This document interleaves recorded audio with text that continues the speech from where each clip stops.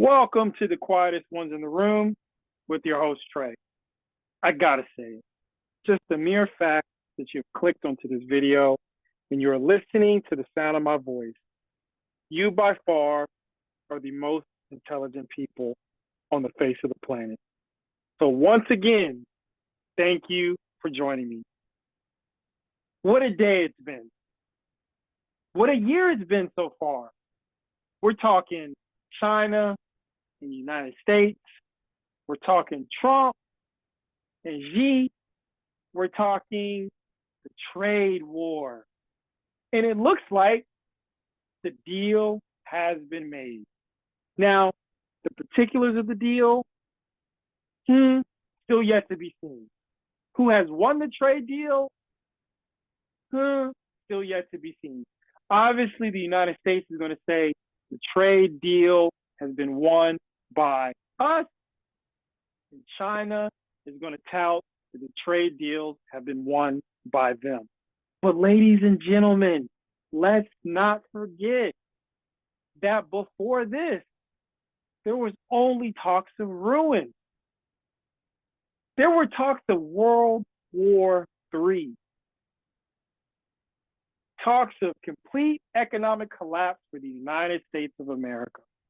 Talks of shortages, on and on and on. And did you buy any of it? I don't know. I know I didn't. I called this a tug of war long ago. You see, the media does a really great job of getting you hyped up and fearful to act on things that are not in your best interest. They make you reactive. And the longer you are reactive, the more they can control you and your emotions.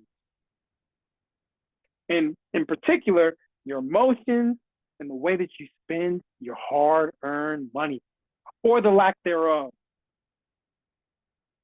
Isn't it impressive that the deal that many said would not be done has been done?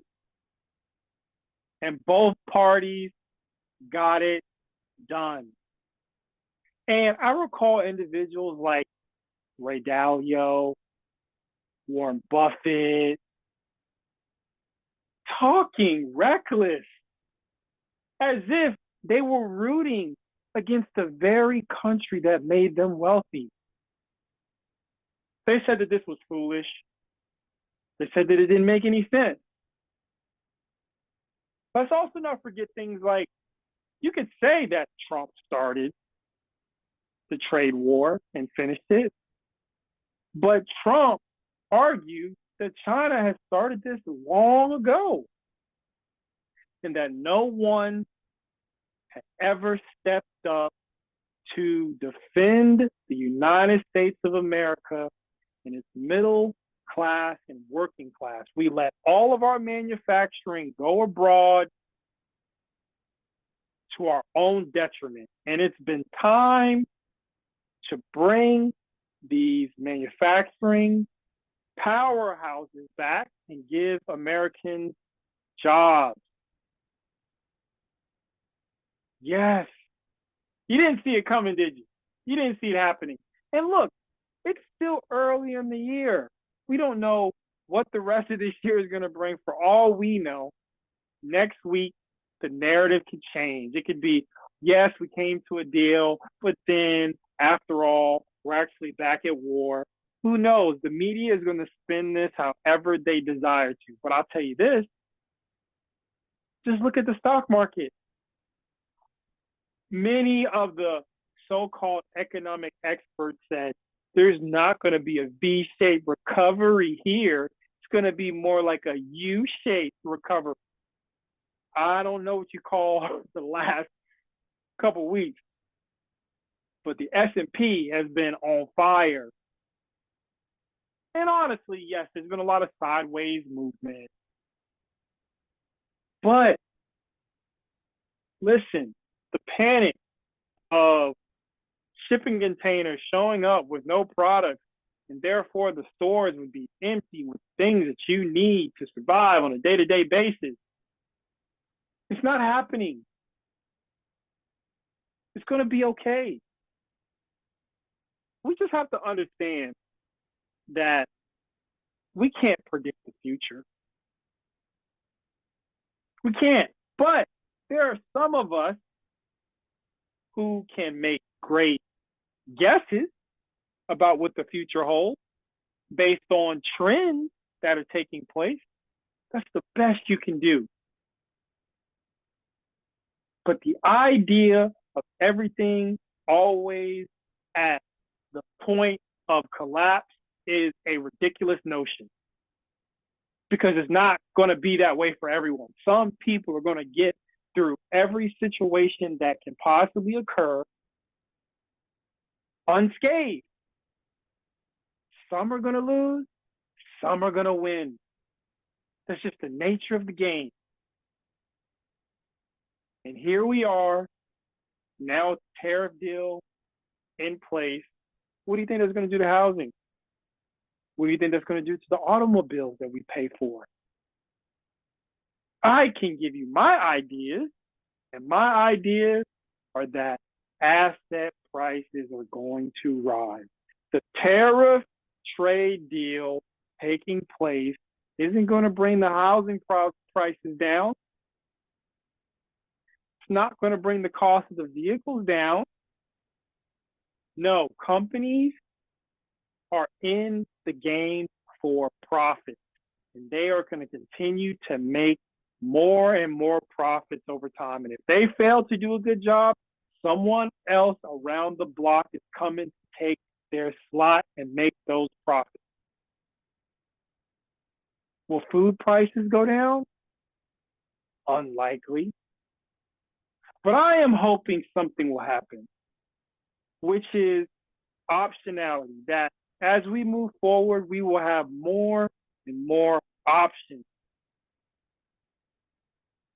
That the manufacturing will come back to the United States, where people can have jobs and we can make products home built, homegrown,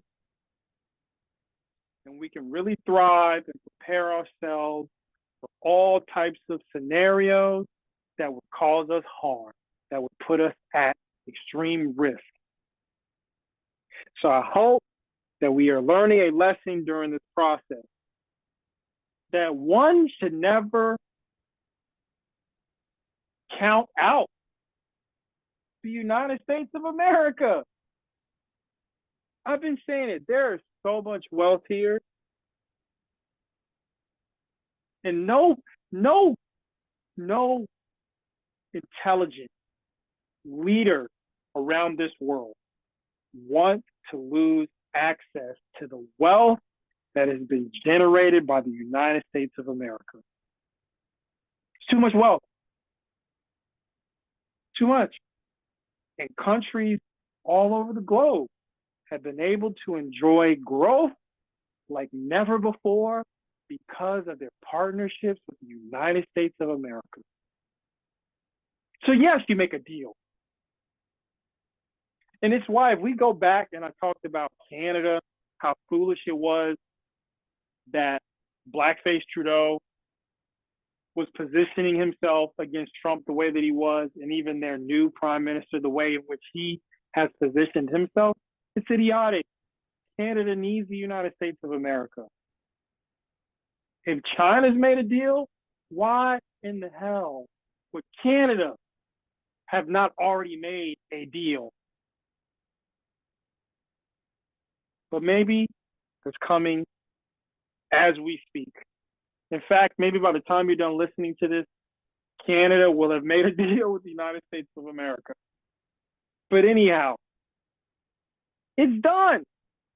So now I'm reading that tariff receipts topped $16 billion in April, a record that helped cut the budget deficit. So customs duties totaled $16.3 billion for the month, some 86% above the $8.75 billion collected during March, and more than double the $7.1 billion a year ago. The fiscal year-to-date deficit fell to $1.05 trillion, which is still 13% higher than a year ago. So the idea that tariffs will pay off deficit, we'll see. But nonetheless, here we are. The deal is done. Now we can move forward and focus on other things like India and Pakistan. India and Pakistan and their possible nuclear war scares the living shit out of me. Scares the living shit out of me. I can't believe I woke up one day and these two countries were talking about nuking each other. This is crazy. But anyhow, that's all I wanted to share with you guys for now regarding the trade deal. I will certainly talk about it more and more as the days go along and things unfold. But please share your thoughts in the comment section. Did the United States win? Did China win? Will things get better as far as prices for our products and services here in this country? Will manufacturing come back to the United States?